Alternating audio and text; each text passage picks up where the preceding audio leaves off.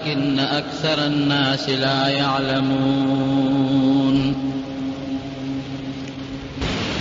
تیر جمعه بلکہ مخی جمعه دا حضرت یوسف علیہ السلام واقعہ شروع کړی و او خبره مو دی حدا پورې رسول یوسف علیہ السلام د جیل نه راووت او بادشاہ خپل دربار ته وغوښته او په ډېر لوی عزت او په احترام خپل ځان سره ځای کړ. او کله چې بادشاہ راغوښته نو هغه دا ویلي چې حکم یې وکوی دی را خلاص کړې راولې استخلصه لنفسي دی به زما مشیري ما سره به بس. ځکه د یوسف علیه السلام علم او د هغه پویه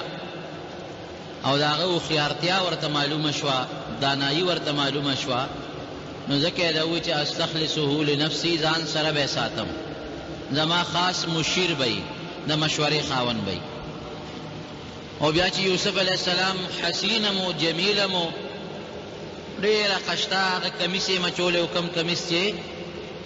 حضرت ابراهیم علیه السلام ته په اور کې جبریل علیه السلام اغوستی و، د جنت کمیس و. او بیا په کوی کې جبریل علیه السلام د ده په غاړه کې واچو، ځکه پلار ده ته دا غاړه کې اچولی و، هغه یې اچولی و جنتي کمیس او خوبصورته شخصیت. او بادشاہ هم هغه له جوړې ولېږلې په یو تخت باندې ځان سره کېنو، ټولو وزیرانو استقبال هم وکړو، الله وله عجیبه شکل هم ورکړی و مزیدار. د دې شکل خپل ځان له انسان یو مخورستوب وي د انسان، دا شکل د تور او د سپین سره تعلق نه لري. یا بعض انسان شرنګ نه توري لیکن هغه له الله داسې د مخ یو عزت ورکړي، خلک یې قدر کوي.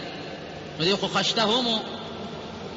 بادشاہ چې ته بیا تپوس وکړه او ده ولکه مشورې ورکړې، وایي تا ځان سره مشیر کوم؟ وینا اجعلني على خزائن الارض انی حفیظ علیم، ما د خزانې د ځمکې خزانې یعنی د زراعت وزیر، یو خو عام وزیر خزانې نه، د ځمکې خزانه خو زراعت دی، فصلونه دي. او د خوب تعبیر هم دغې طرف ته چې قات به راځي، نو زه ډېره حفاظت ګزاره میم، حفاظت کوونکې میم، امانتګره میم، پوهېږم الله راله علم پوی هم را کړې ده، وی ډېره ښه ده. وزیر زراعت یې مقرر. دغه درمیان کې چې دی راووت هغه عزیز مصر هم مړو، کوم عزیز مصر چې دی ورسره مخکې د غلامۍ زندګي تېروله، او د هغه چې کومه ښځه وه زلیخه چې د یوسف علیه السلام سره محبت و، هغه هم تقریبا د بوډاوالي عمر ته رسېدلې وه، بوډۍ وه. بیا بادشاہ ورته درخواست کی، دور منصور لیکلی دی، بادشاہ ورته درخواست وکړه چې یوسفه داسې وکړه چې دا زلیخه په نکاح واله خاوند یې مړ دی، تا سره ډېر زیات محبت او ډېره زیاته مینه وه در سره، او د هغې د هغه محبت او د مینې د وجې نه ته جیل ته ملاړې، هغې اقرار هم وکړه چې غلطي زما وه، څه ګناه الله د هغې نه هم نه ده صادره کړې، هم الله د ګناه نه بچ کړه، کومه غټه ګناه چې ده ته خو الله سې مو ساتلې. دا زما یو درخواست ومنه، د هغې زړه به لږ په قلار شي، او خاوند یې مړ دی په نکاح واله. یوسف علیه السلام دا هغه بادشاہ هغه درخواست قبول کړ او زلیخې سره بیا نکاح وکړه. نکاح نه پس عجیبه زندګي وه. بیا یو ځل یوسف علیه السلام هغه د ښځې او د خاوند منځ کې چې کوم تعلقات یې هغې ته به زلیخې هېڅ توجه نه ورکوله، هېڅ قسمه. یو غاړه کې به ناسته وه او نفل به یې کول، الله به یې یاده و، جړه به یې کوله. یوسف علیه السلام ته یو ځل تپوس وکړه، زلیخې زه خو هغه مینه محبت چې ستا کم ما سره مخکې و او ته کم محبت دې ما سره لره، هغه خو پرېږده وه چې کم د ښځې د خاوند خپل تعلقي ام را سره نه ساتې، دا ولې هغه محبت دې څه شو، هغه مینه دې څه شوه؟ دا هغه وخت کې غلام یم، اوس زه وزیر یم او د بادشاه د دربار خاص انسان یم، نو ستا هغه محبت مینه خو ډېره زیاته وه، خو هغه پرېږده وه، هغه د ښځې خاوند چې یو بل سره کومه مینه یو کوم محبت یي، هغه ما سره اوس نه ساتې، دا ولې؟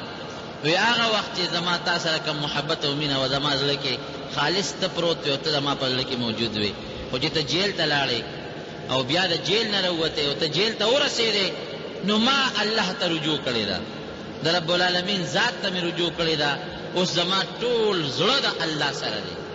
زما زړه کې اوس هغه شی ختم شوی دی، د هغې په ځای ما الله ته ډېر درخواستونه کړي دي ډېرې توبې مې غوښتې دي ډېرې معافۍ مې غوښتې دي خو ستا په ځای زما زړه کې الله ناست دی د الله محبت ناست دی هغه څیزونه زما د زړه نه وتي دي ختمه ده هغه خبره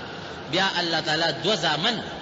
د یوسف علیه السلام او د زلیخې نه پیدا کړل یوه لور ته الله پیدا کړه هغه لورې بیا د ایوب علیه السلام په نکاح کې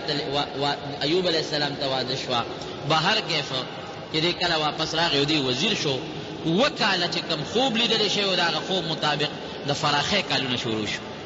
ځمکې داسې غلې راوچتې کړې غنمان زرغون شو او هغه زمانه کې چې کومه د ځمکې سبزي وه یا د ځمکې غله وه په ډېر وافر مقدار کې هغه خوب لیدلی شوی و ده چې اووه کاله به بارانونه مي اووه کاله به غلې م زرغونې شي او د هغې نه پس به اووه کاله قحط وي نو د اووه کاله چې کوم غله زرغونه شوه حضرت یوسف علیه السلام ته خو الله علم ورکړی و د هغې دپاره یې غټ غټ ګودامونه جوړ کړل فورا چې ورپسې ورته پته وه الله ښودلې وه د خوب نه چې اووه کاله قحط به راځي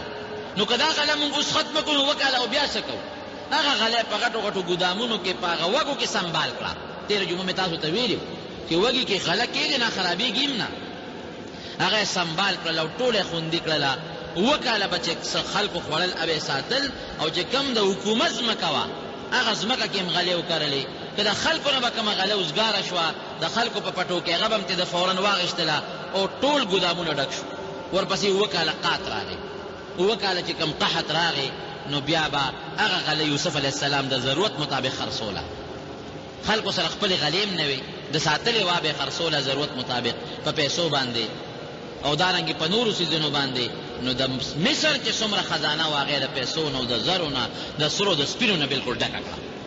او قات داسې و په اووه کاله کې چې د مصر نه به په میلونو په سوونو میلونو باران بلکل بند و نه کله چې باران بند شي که نه نو ګوره دا رزق که یو سړی وي چې زما ځمکه او زما پټې دی بېشک دا ځمکه او پټې روزي زرغونۍ خو د چا په حکم یې زرغونۍ د الله په حکم الله که باران بند کړه دا نیرونه به دې بیا نه ختموي دا مونږ ونه لیدل څه زمانه مخکې دې نیرونو کې مو بوجې شوې لږ غوندې یو میاشت باران بند شي نو بیا کویان هم اوبه وچکي بیا درک ته اوبه نه لګي دا خو د رب العالمین یو نظام دی دا زمونږ ایمان دی او دا زمونږ عقیده ده چې روزي په دې ځمکه کې پرته ده خو ګورې د الله په حکم الله چې غواړي درکوي به که الله ونه غواړي ځمکه به دې مي جایداد به دې مي مال به دې مي قات به در باندې راولي هېڅ به هم بیا ني نو خبره مې دې پورې کوله رونو چې هغه اووه کاله قحط راغی خلکو باندې ډېر لوی قحط راغی د یوسف علیه السلام پلار چې کومه علاقه کې کنعان علاقه کې هلته هم قحط ورسېد هېڅ هم نو درک نه لګېد خلکو به دا سپلی او دا پیزار په اوبو کې خوټکه و هغه اوبه به یې څکلې او زاړه ډوکي به خلکو سټل او د اونو پاڼې به خلکو خوړې د څاروي لاړل ختم شو اوږي شو هغه د لوږې له لاسه مړه شو د تندې له لاسه مړه شو ځنګلونو کې چې کوم حیوانات و هغه د لوږې تندې له لاسه مړه شو یعقوب علیه السلام ته د خپلو بچو ووی هغه چې کوم 11 بچي دي یاره بابا اوس به مونږ څه کوو وی بچو څه طلب پکار دی وی په مصر کې یو بادشاه دی او خلق د هغه ډېر صفت کوي عزیز مصر ورته وایي او هغه ډېر نیک انسان دی مونږ یې اورو او هغه سره غله ده نو که مونږ لکه جمع پونچي خپله را جمع کو هلته لاړو او لکه غلطې والو ته اجازت راکړه نو څنګه به یاره بچې وی لاړ شئ دغه بادشاه له اوس دوی خو یې نه پېژني چې بادشاه څوک دی یعقوب علیه السلام ته پته نه لګي چې دا بادشاه خو زما زوی یوسف دی او دا خو زما نه په ماشوموالي کې جدا شوی دی کم ځای ته به رسېدلي صرف دومره ورته پته وه چې یو ځل د اسرائیل علیه السلام سره د یعقوب علیه السلام ملاقات شو نو یعقوب علیه السلام ورته ډېر زیات وژړل اسرائیله د مرګ فرشتې یو تپوس ته نه کوم زما د بچي متعلق راتاله وه چې زما یوسف بچې کم ځای کې وی وی ما ته پته نه لګي الله په هغې خبردار ګوره د غیب و علم چا سره دی یو الله سره دی که د غیب و علم پیغمبر سره وي یعقوب علیه السلام سره وي نو بیا به دونه پریشانه ولې بیا خو به ورته پته و چې زما بچې په پلانکي ځای کې دربار کې ناست دی ځان به یې ور رسولی و د خپل بچي له بیا جیل ته به وله ملاقات ته تللی و کوی له به وله ورغلی و خوا کې په دشت بیابان په کوی کې یوسف علیه السلام پروت دی پلار ته یې پته نه لګي چې زما زوی په کوی کې دی ګنې ورغلی به و که نه کوی نه به یې رایستی و قافلې له به تللی و قل لا يعلم الغيب الا الله رب العالمین قرآن حکیم کې فرمایي چې د غیب او علم ما سوا زما د ذات نه ګورې بل هېچا سره نشته دا زمونږ عقیده او زمونږ ایمان دی بعضې خلک وایي که نه پلانکي سره پیریان دی او تعویز راوباسي او ما ته به غروک شوی مال به ښیي او ما ته به زوی ښیي او دا پلانکي سره علم دی او د رمل دی او د جبر دی او چا د مرغان کې نولي په پېښور کې او چا د کوډ او دا ټول ګپ شپ دی ګورې دا ټوله غلطه خبره ده پیریانو سره د غیب و علم قطعا نشته نه پیری ته ستا د برک د زوی پته لګي، نه ورته ستا د تعویض پته لګي، نه ستا د زړه پته ورته لګي. دا علم چا سره دی؟ دا یو الله ذوالجلال سره دی، دا بل چا سره ګوره نشته. خطا نه شی ګوره تورې چرګې مرګې تاسو هم ساتلي دي، او بس معمولي خبرې په منډه وړه تعویضګر راوړه توره چرګه، دا تورې چرګې په وینه بدله تعویض لیکم. خدای ته وګوره اوس په وینه تعویض لیکل په کوم کتاب کې راغلي دي؟ وینه خو نجسه ده، پلیته ده. تعویض کې خو ته د الله نوم لیکې، د الله د رسول د الله نوم لیکې، د الله صفات پکې لیکې، د قرآن آیت پکې لیکې. نو دا په وینه لیکل په کوم کتاب کې جایز دي؟ هغه له چې یو څه پکې صاحب هغه توره چرګه وایي ښځه کېره دلته، هغه هلته کېدي، وایي لږ ساعت پس راځه تعویض دله کوم، او چرګه هغه خپل مرید له ورکړي. تاله تعویض چې ته لیکلې درکې وایي ځه په توره چرګه مې درته تعویض ولیکه، بل والا راشي یاره جي زما دا کار دی او ما له تعویض ولیکه، ورشه توره چرګه راوړه. نو دی لاړ شي، نو هغه مرید ورته هلته ولاړي، څه کوې؟ یاره پیر صاحب راته توره چرګه یاده کړه تعویض، وایي څه به ګردې ما سره شته که نه زه به یې راباندې خرڅه کړم. نو د سلو چرګه پې په 200 خرڅه کړي. دی وایي چې زه کلي ته ځم خو چرګې پسې ځم خو بلا پیسې مې پې لګي، په 200 پې خرڅه کړي. نو پیر صاحب خو پیر صاحب ته به ګورې غږ نه کوي، پیر نه دا تعویضګري، پیران خو نیکان خلق دی، دا تعویضګري. هغه راوځړه ښه کېره دی دا پرېږده دی لالومه ځه ګرد د ساعت پس راشه، راشي تعویض وله ورکړي، چرګه بیا هغه مرید له ورکړي، بل پې ورولي. هغه چرګه د ورځې 10 ځله خرڅېږي او 10 ځله حلالېږي. دا زمونږ عقل نشته، عقل قسم دی که زمونږ پوه او سوچ شته دی. هلکه لږ غوندې سوچ وکړه. د غیب و علم چا سره دی؟ یو الله سره دی. د خیر او د شر مالک څوک دی؟ یو. تعویض صحیح دی، بالکل جایز، خو هغه تعویض چې هغې باندې د الله نوم پکې وي، د الله صفات پکې وي، د پیغمبر علیه السلام احادیث پکې لیکلي، د قرآن آیات پکې لیکلي، هم اعتماد به په دغه تعویض بیا هم نه ساتې. په چا به ساتې؟ په الله به ساتې. نو تعویض ښه خبره ده، غاړه کې واچوه، د قرآن آیات دی پکې، د پیغمبر علیه السلام احادیث دی پکې، د الله نومونه دی پکې، فایده به پکې شته. خو فایده پکې څوک؟ دارو کې فایده څوک اچوي؟ الله اچوي. تعویض کې فایده څوک اچوي؟ رب العالمین به اچوي. نو خبره مې دې پورې کوله چې د غیب علم یو د الله د ذات سره دی، ګورې بل هېچا سره د غیب علم نشته. کوي نو یعقوب علیه السلام به دونه پریشانه ولې؟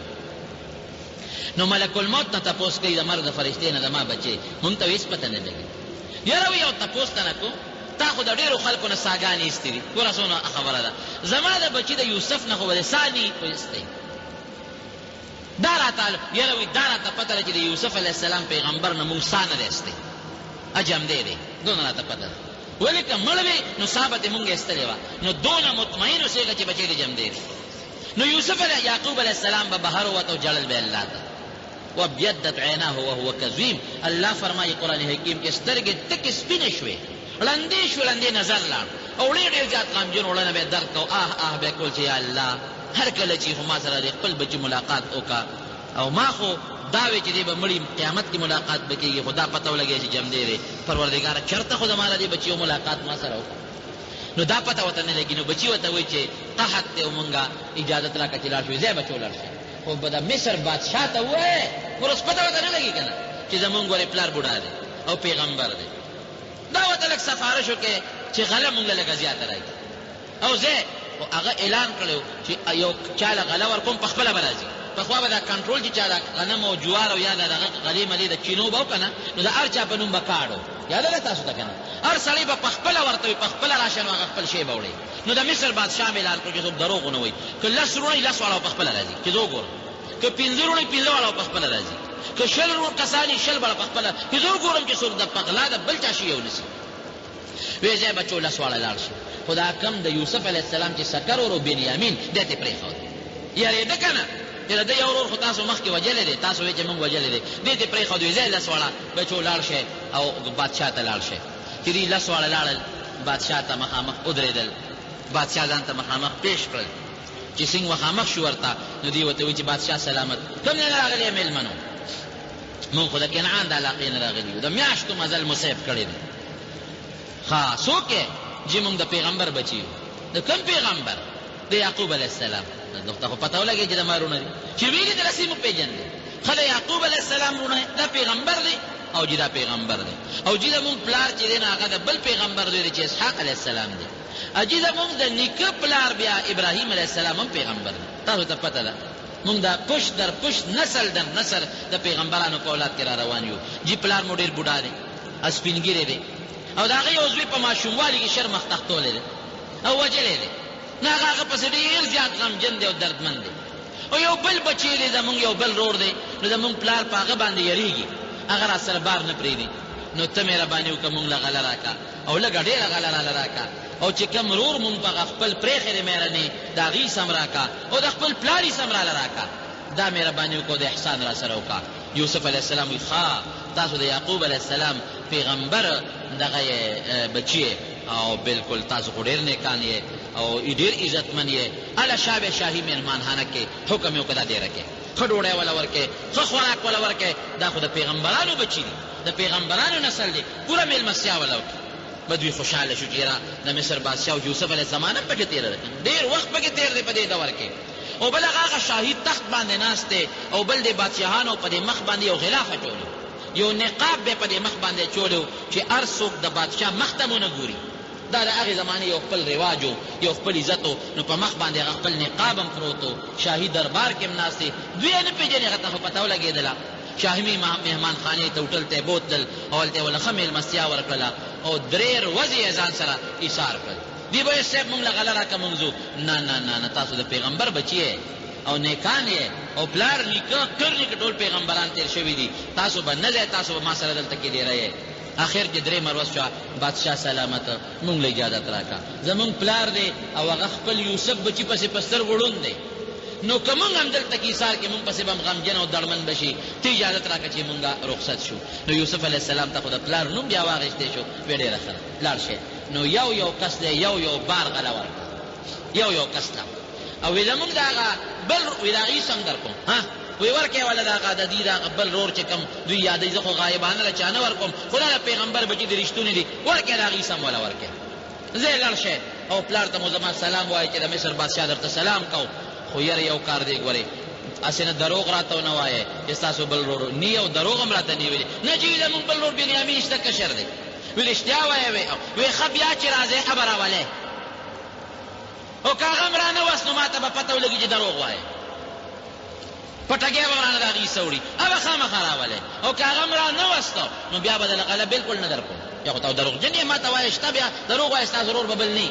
هغه خامخا راولئ. وجي ډېک هغه راوړ پلار ته به مینه زاري کوم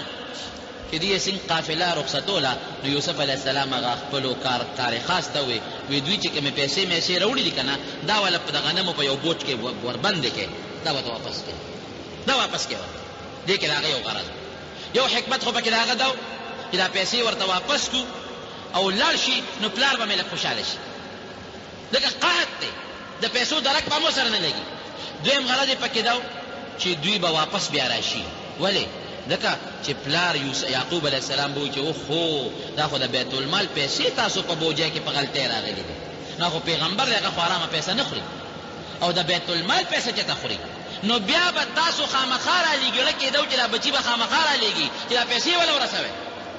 دا خو په غلطۍ کې راغلي دي، دا خو د بیت المال شی دی، او د بیت المال شی به پیغمبر او د پیغمبر بچي څنګه خوري. نو یو خو دا دی چې دا احسانمن به م شي او د دې پیسو د را رسولو دپاره به واپس دا زامن راولېږي. دی ورته پونچي جمع کړله، دوی بارونه څاروي بار کړل، ورسېدل. بابا مونږ خو رالو، بلا غلم راوړه، خوشحاله او د مصر بادشاه خو ډېر ښه سړی او بادشاه بابا زمونږ خو ډېر عزت وکړه ستا د مخه او مونږ له ډېره ښه مېلمستیا راکړه، مونږ خو یې نه را پرېښودو. او ګوره جي د هغه بل رور غلی هم راکړه چې کوم بنیامین دی، چې غلی اوس پړده او بوجونه یې تش کړل، هغه د دوی چې کومه پیسه وړې وه او کوم مال یې وړی هم ورته واپس پکې پراتو. او بابا مونږ نور څه غواړو، وګوره غلی هم راکړه او دونه ښه بادشاه دی چې د مونږ هغه پیسې هم مونږ ته واپس رالېږلي دي، داسې ښه سړی دی. یعقوب علیه السلام پوه شو، وی ګوره ښه دا خو واقعي ډېر ښه سړی دی او واقعي ډېر ښه نیک بادشاه دی، دا خو پیسې هم مونږ ته واپس رالېږلي دي. بچو داسې وکړئ چې دا غله د مونږ خلاصه شي، نو واپس لاړ شئ، او دا کومه پونچي چې دا هم واپس یوسئ، دا د بیت المال شی دی، دا په غلطۍ کې بچو راغلي، هېڅ پته نه لګي. نو دا خو د بادشاه د بیت المال شی، دا به ورته واپس کړئ. وی بابا مونږ چې زمونږ سره بنیامین به پرېږدی؟ نه نه نه بچې بنیامین نه پرېږدو، خفه کېږئ مه دې نه پرېږدو. بابا بادشاه ته مونږ ویلي دي او د هغه د نوم غلم ترې راوړې ده، نو چې اوس او مونږ ته یې ویلي دي چې دې به راولئ، نو چې دې اوس بو نه ځو نو مونږ ورته دروغجن ښکاره شو، مونږ له به غله نه راکوئ. وی نه نه نه نه پام کوئ، بس بنیامین نه لېږم، ای بادشاہ بابا مونږ ذمہوار یو وی هغسې ذمہوار لکه د یوسف علیه السلام متعلق چې مراله ذمہواري را کړې په دوکه م رانه یو ځل یوسف بوته رانه مو جدا که خپل لخت جګر اوس دا د زړه وینه رانه جدا کوې بالکل نه کېږي قطعا دې نه در کوم بابا که نه را کړې موږ دغله نه را کړې موږ ورته ویلي دي د بنیامین حساب دې راوړی غوسه به شي بادشاه خیر پلار یې مجبوره کړه چې مجبوره یې کړه نو دا بنیامین یې ورسره ولېږه وی ځای لاړ شئ بنیامین بوځئ خو ګورې د خدای په نوم درله قسم در کومه چې داسې خیال به پې ساتئ لکه په دې خپل وروڼو چې څنګه ساتئ او چې لاړ شئ نو په بادشاه زمونږ بیا سلام ووایه او د سلام نه پس ورته زما حال بیان کړئ او ورته ووایه چې دا مېرنی رور مونږ ځان سره راوستلی او پلار یې بل رور پسې سترګې ړندېري نو ګورې دی به زر مونږ ته را رخصتې او زر به راځئ بنیامین یې ورسره که قافله روانه شوه لاړه مصر ته ورسېدل دا دویم ځل لاړه چې لاړه صاحبه ورسېدل بادشاه ته ور مخامخ شو بادشاه سلامت السلام علیکم مونږ چې دا خپل نسلونه یو او دا زمونږ هغه مېرنی رور دی کوم چې تا تېر کال مونږ تا نه تلو او تا دغه له مونږ را کړې وه خو چې تلل نو پلار ورته یو نصیحت کوي یا بنیه لا تدخلوا من باب واحد وادخلوا من ابواب متفرقه بچو ګورې چې ورځی د مصر نو په یو دروازه به نه ورځئ په ګڼو دروازو ورشئ ځکه د دوی وجودونه غټ غټ او خشته او مزېدار د پیغمبر بچو او خلکو ته پته مو چې دا خو 11 سرونه دي نو پام کوئ په یو ګیټ ور داخل نه شئ که په یو دروازه ورغلی نظر به مو وی په یو دروازه به نه ورځئ دو په یو دروازه یو په بله دروازه درې په بله داسې خواره شئ چې نظر مو نه وی دا ګور یاد ساتئ نبي علیه السلام هم فرمایي ان العین حق د سترګو نظر ګورې رښتونی دی دا خامخا لګي دا د خړه نه لګي دا خړه لکه زما په نظر کې یو سړی یو ډېر ښه سړی ښکاره شو نو زما نه نظر ورته لګي مثلا څوک چې ستا په زړه کې ښه پرېوته او ستا په نظر کې خشته پرېوته یا ښه زړه ته نږدې شو نظر به پې ستا لګي دا حق دی بالکل د نظر لګي ښه اوس د هغې علاج درته ښې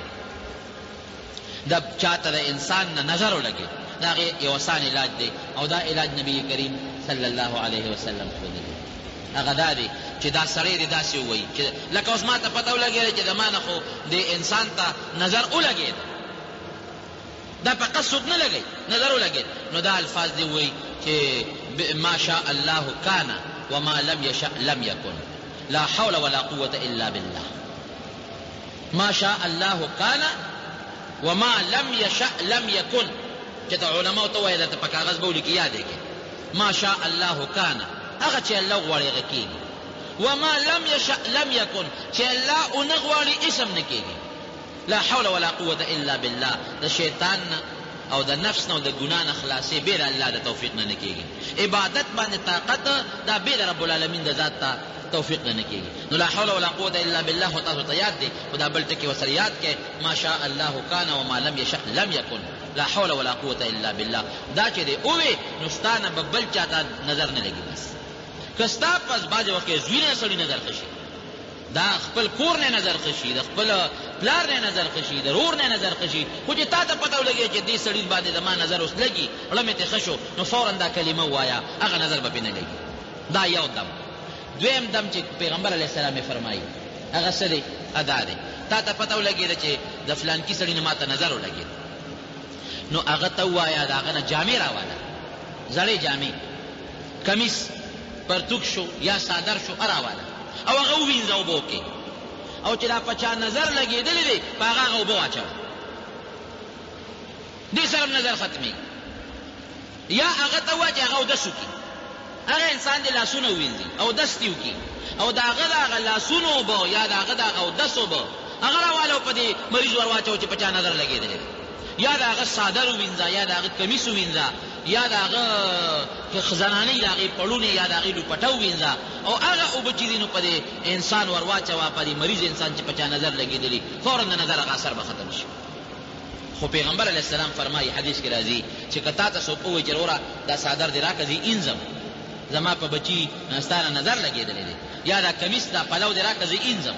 یا دا لوپټه یا دا پړونې دې اینځم یا ته لږ غوندې اودس وکړه چې اوبه د والم په هغه بچي ور واچوم زما په بچي تا نظر نو په دې خفه کېږې مه فورا دا کار وکړې زمونږ په دې وطن کې خو اوس خلک خفه کېږي اوس که مې تا ته ووایي چې وروره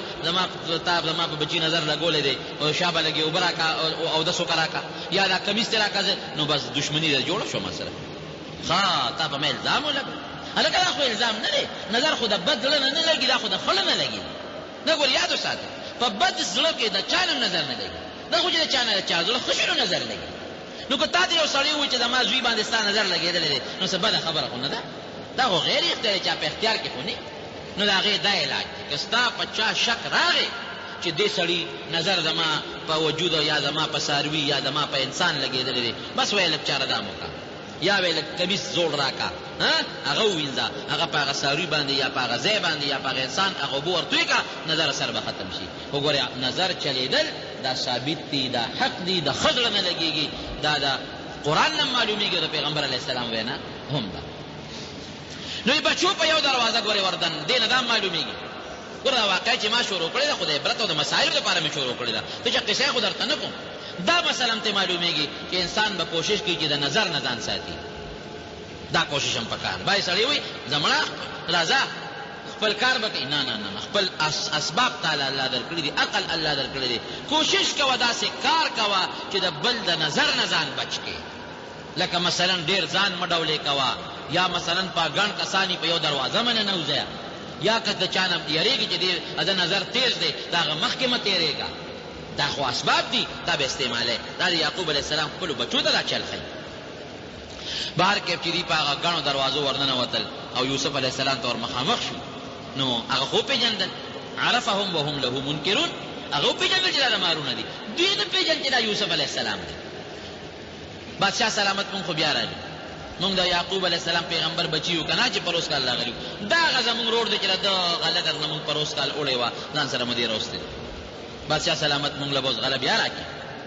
مونږ نار یو هغه غله م ختمه کړه او زمونږ پلار پیغمبر دی او ډېر سخي دی جي دومره سخي دی چې هغه غله خلکو له ورکوي هغه ته خو پته وه چې دا خو زما پلار واقعي سخي دی هغه چې څو هغه خلکو باندې ویشي خلکو له مفت ورکوي او جي ګورې څه شته دی م نه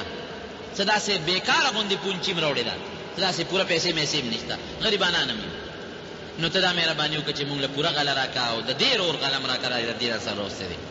هغه حکم وکړه شاهي مهمان خانې ته وی یو کمره دوی له اوس هم دا مېلمانه چې راشي دوه کسو له یو کمره په دې هوټل کې ورکوي یا یو کس ته یو کمره ورکوي وی د دوه کسو دوه کټیزې کمره د دوه کسو دې دوی له ورکوي شابه هله د دوی ښه عزت وکړئ ښه مېلمستیا ورکوئ ګورئ دا د کنعان د علاقې د بادشاه بچي دي او د پیغمبر بچي دي نو جی تاسو دوه ځای هغې کوټې یوسف علیه السلام په خپله ورسره پاسېد راځئ زه تاسو له کمرې تقسیموم تاسو دوه دې کمرې ته ننوځئ دا ستاسو شوه دا تاسو دوه دې ته تاسو دوه دې ته تاسو دوه دې ته تاسو دوه دې ته اخو لس کسه او لس وروڼو دوه تقسیم شو بنیامین یوازې پاتې شو دوی په جلا شو اوس بنیامین ته دا پته نه لګي چې دا یوسف دی زما ورور دی ولې جاړې مېلمه جلا په دې راغله چې ارمان زما یو ورور یوسف هغه یو وخت شر مخ تختولی دی ارمان که هغه جم دی اوس بزا و هغه هم د یو کوټې ته ننوتي چې ته خفه نه شې که ستا هغه رور نشته زه یم که نه مه خفه کېږه تاسو غوره پیغمبر بچي یې تا سره به زه یو ځای ډوډۍ خورم دې کوټه کې دا د پیغمبر بچي دی ګورې یوسف علیه السلام چې دوی پیم نه شي او دوی ځان له دوه کسو له ډومې ملسیام ورکړي هر یو له ځان له خپلې کوټې ته ولېږي او دا یو پکې خالي د مرګې د سره د ملګری شو تاسو پیغمبر بچي یې زه بس تاسو عزت کوم احترام به کوم یو ځای به سره ډوډۍ خورم کوټې ته ننوتل دواړه هغه خپل دغې ورته غلاف یې ورته له مخ نه لرې کړ روبن ورته مونږ وایو بادشاهانو باچو ځان ته یې رانږدې کړه آوا الیه خام خپل رور یې ځان ته رانږدې کړه را ترغاړه یې باسه او په دا مخ یې یو بل خپل کړل رور یې ودېپېژندم زه یوسف یم ښه زه ستا رور یم چل مې دله جوړ کړی وروڼه مې ځان نه کړی بس هغه هم پوه شو ها ته جمدې